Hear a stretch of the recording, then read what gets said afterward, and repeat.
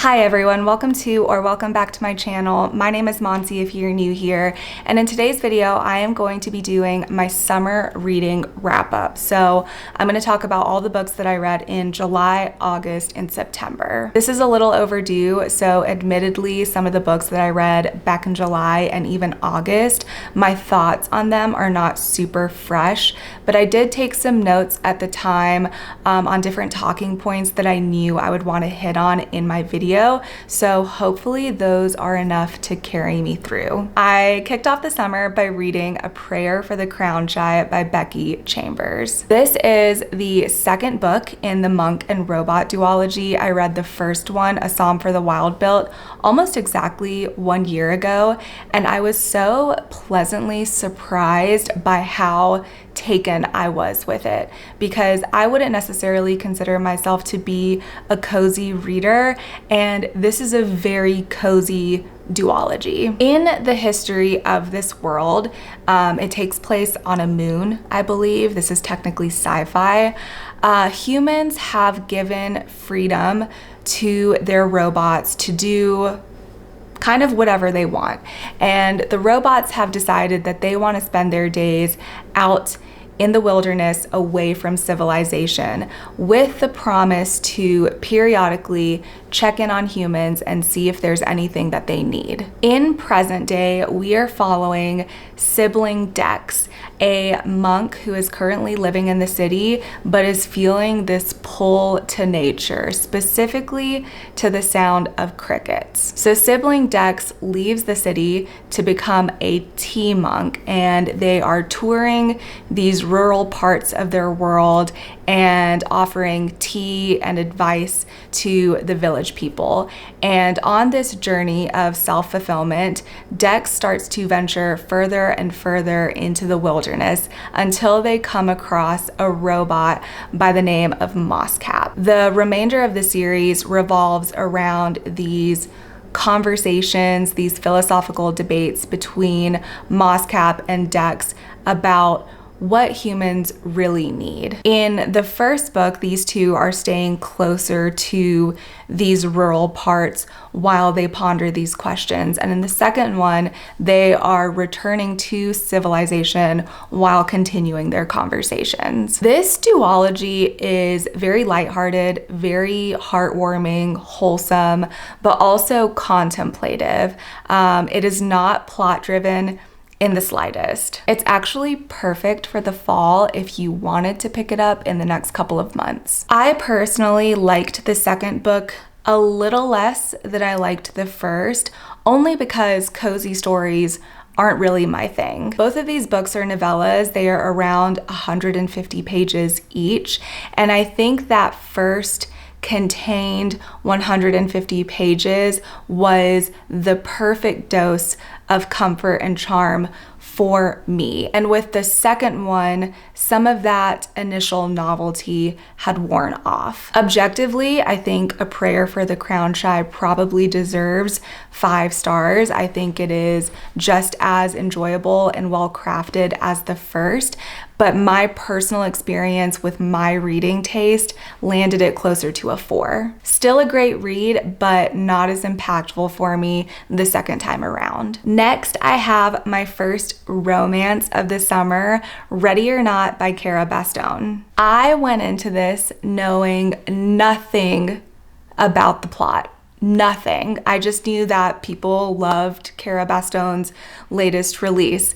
And with this one, I quickly found out that it is about an accidental pregnancy. I know the pregnancy trope gets a lot of hate on the internet, but prior to picking this up, I had actually never read anything with it. So I was really excited to see how I felt about it.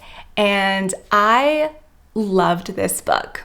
I really did. I'm not gonna go too deep into the synopsis of this one, but it's essentially about a woman who gets pregnant after a one-night stand and how she navigates her relationships in light of this really big life change. I thought that this was very believable. The conflicts between certain characters felt very realistic to me, and the romance was such a great slow burn. But the best part for me is that I desperately wanted our two main characters to get together.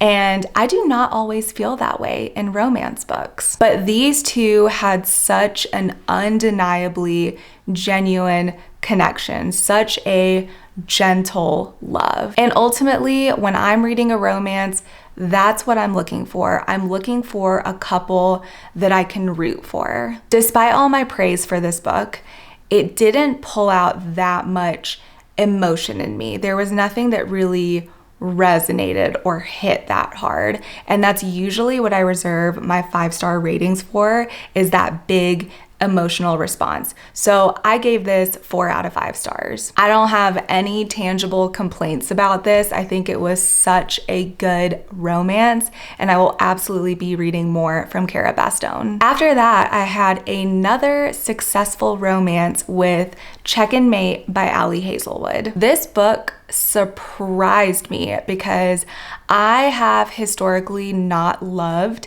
Hazelwood books. This is also categorized as YA, so I wasn't totally sure about that.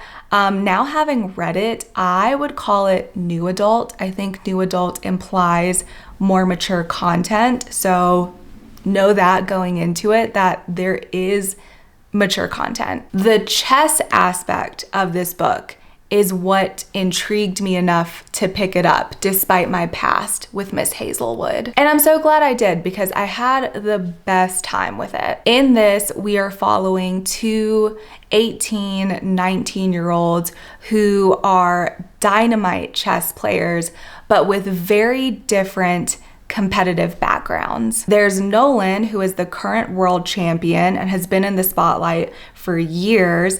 And then there's Mallory, who hasn't played chess in a very, very long time, signs up for a tournament as a favor to a friend, and winds up beating Nolan, our reigning champion. The story takes off from there. A romance ensues. You know the drill. This was a fun, cute time. I love reading about games, the strategy behind them, the competitive aspects, the analysis afterwards. That's something that's very appealing to me. So anything having to do with that in the book, I was fully locked in. I liked how smart our characters were, and I think that they were a pretty good fit too for one another. Mallory did bother me at times with her martyr complex. If you know, you know. But yeah, a delightful read overall. 4 out of 5 stars, would recommend. Next is my favorite book of the year to date, and that is Atmosphere by Jenkins Reid. This is about Joan, who is one of the first female scientists to join NASA's space shuttle program in the 1980s. It's about her professional journey to becoming an astronaut, but also everything that's going on in her personal life, her relationship to her family, to her colleagues, to her love interest. There is a major love story at the center of this book. I feel very unoriginal in saying this, but I am obsessed with Jenkins Reid. She is hands down one of my favorite authors, and I will never, ever, ever skip a book of hers. She just knows how to get me in my feels and how to tell a really, really compelling story. I love her female leads, Carrie Soto, Evelyn Hugo, and Joan in this one. Even when they're unlikable, they somehow motivate me to be better, because they're always challenging themselves and pushing past their limits and striving for more against all odds. And they just feel like real people to me that have existed in time, and I feel inspired by them when I read about them. There's this moment in the book where Joan completes this seemingly impossible physical task. And the first thing that she asks herself when she comes out of it is, wow, like, what else can I do? And I love that sentiment. Taylor Jenkins Reid is also so good at making you care about whatever topic she's writing about, even if you've never given it a second thought before. In this case, space exploration. What really made me fall in love with this book is the emotion that it stirred in me. The love in here was so special. I cried at the end, and I never cry. I cannot overstate the fact that I never, ever, ever cry when I read. And I've never actually cried while reading a fiction book. This was my first time. And my tears, they weren't born out of sadness. That's not what made me cry. They were born out of this beautiful display of human connection. I don't have enough good things to say about this book, and I can't wait to one day reread it. 6 stars. I had to change the battery on my camera, so if the angle changed and the lighting changed, that's why. What do we have next? First Time Callers by B.K. Borison. This is the only book that I didn't take any notes on and therefore remember the least about, so bear with me. This is a romance book. It is a riff off of Sleepless in Seattle. So in this, we have a single mom named Lucy whose 12-year-old daughter decides one night to call into this radio show dating hotline on behalf of her mom.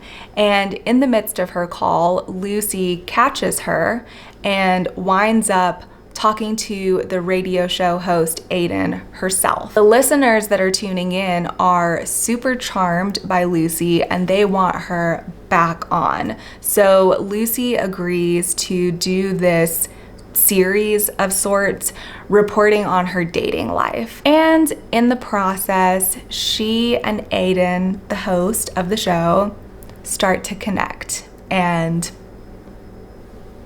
what I liked about this book, Lucy, an incredible female lead, such a badass, which I feel like is a little bit hard to come by in some romance books, but I loved her. She was self-sufficient, a great mom, had a great personality, and just overall had really good vibes. There was also this fantastic depiction of an unconventional family. So Lucy, her ex that impregnated her, he and her are on amazing terms. They're best friends, to the point where he now lives next door to her with his husband, and the three of them co-parent together, and it's lovely. What I didn't love as much, Aiden is quite grumpy. He is the grumpy half of the grumpy sunshine equation, which I have discovered is not really my thing. I much prefer a warm, open, inviting male lead, personally. And because I wasn't that into Aiden, I felt like Lucy deserved better. But that's just me. I remember feeling like the book dragged on a little too long as well. That's about all that I remember. I know that I gave it 3 out of 5 stars, pretty average, not terrible, but some people adore the heck out of this book. So it's worth giving it a shot and seeing for yourself whether you like it or not. Okay, moving on to The Favorites by Layne Fargo. Here's how this went for me. Okay, started off super strong. I was engaged, I was really invested, and then midway through, my interest started to wane.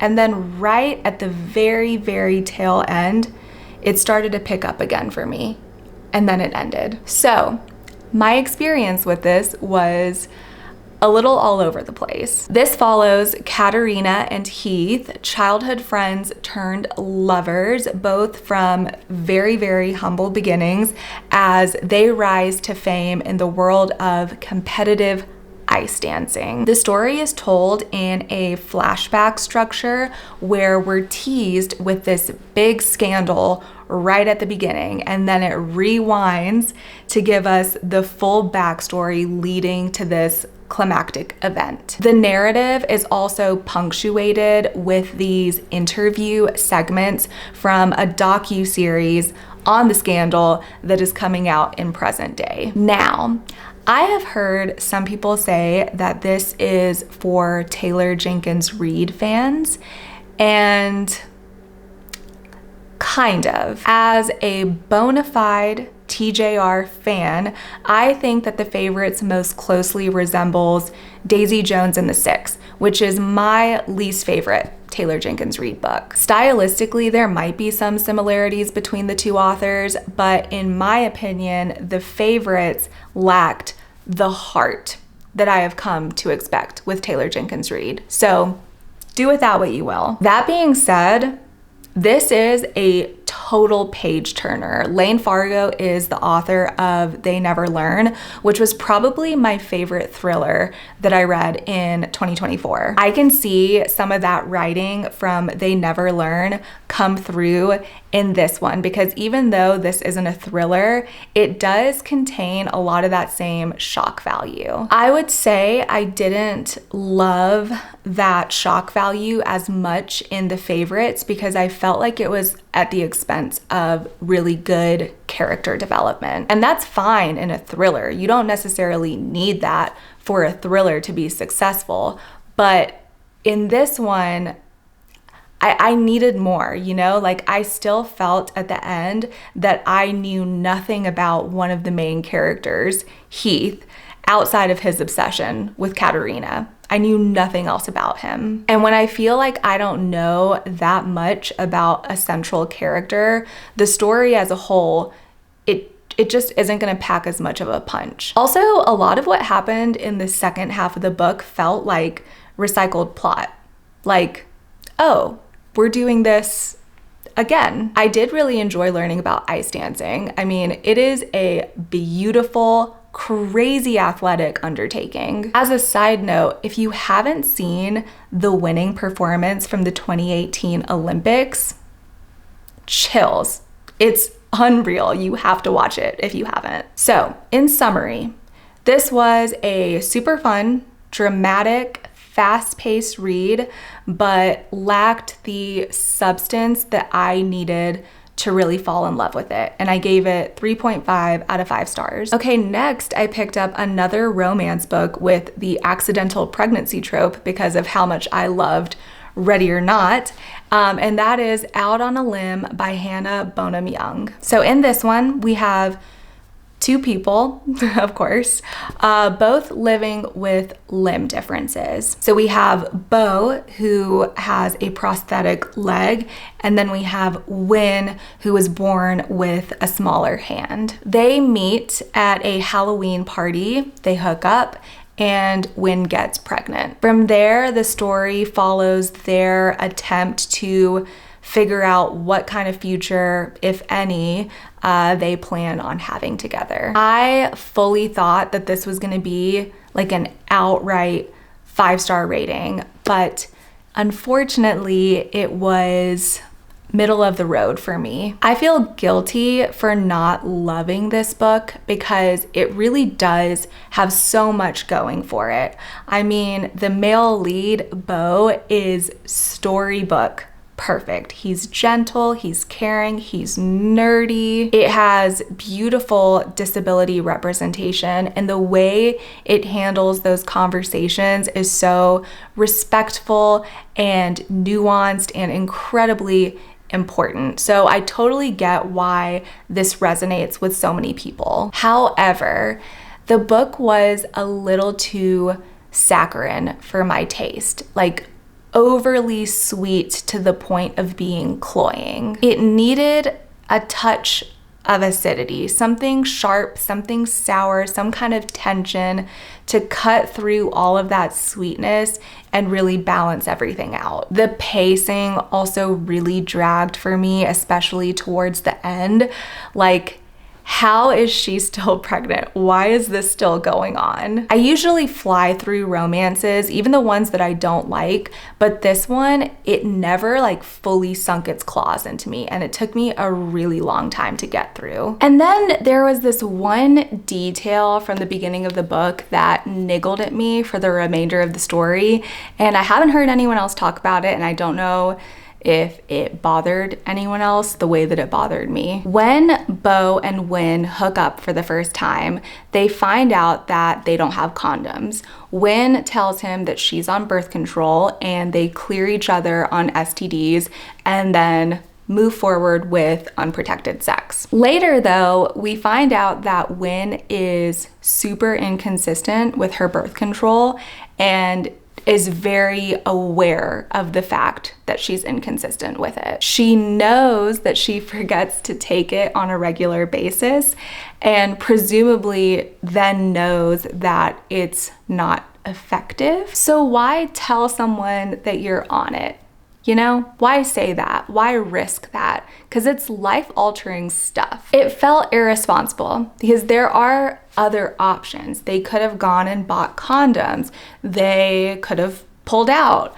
They could have played around and not had penetrative sex. I don't know, it just gave me an early sense that Win maybe wasn't the most mature, and it made it harder for me to root for her later on. Also, when you compare her to Bo, who was just absolute perfection, it made the dynamic feel a little lopsided. I gave it 3 stars, and after finishing it, I decided that it was time for me to pick up something other than romance, which was a great cue for me to pick up the book that won my Quick to Judge challenge that I did back in June, Black Cake by Charmaine Wilkerson. Per the challenge that I did, I was supposed to read this book in July, but I actually picked it up in August and then finished it in September. And that, folks, is why I do not do monthly TBRs, because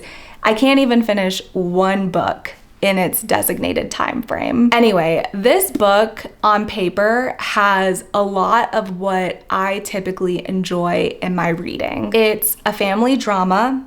There are secrets involved, so there's an air of mystery, an air of intrigue, and the chapters are super, super short, so you can move through this incredibly quickly. The story opens up with 2 estranged siblings, a brother and a sister, coming together after years apart in the wake of their mother's death. Their mom, as an inheritance of sorts, has left them an hours-long voice recording that she wants them to listen to together, and she's also left them a black cake that she wants them to share at the appropriate time. The voice recording details their mother's entire life story, starting with her childhood in the Caribbean and how she made her way to America, revealing all sorts of secrets along the way. So this does follow a then and now plot structure, a little bit of a story within a story. After the prologue, which hooks you, it's why this book won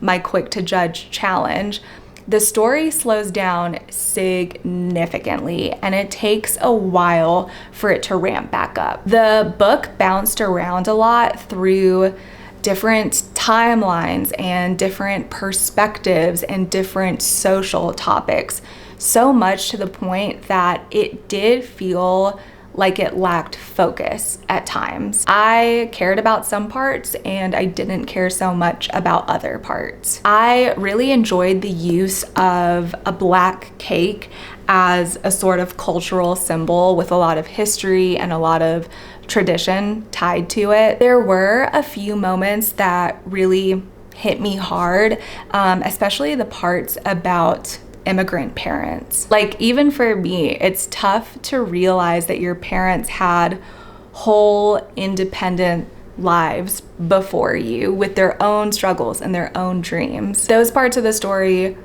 really stood out to me. I am giving this 3.5 out of 5 stars.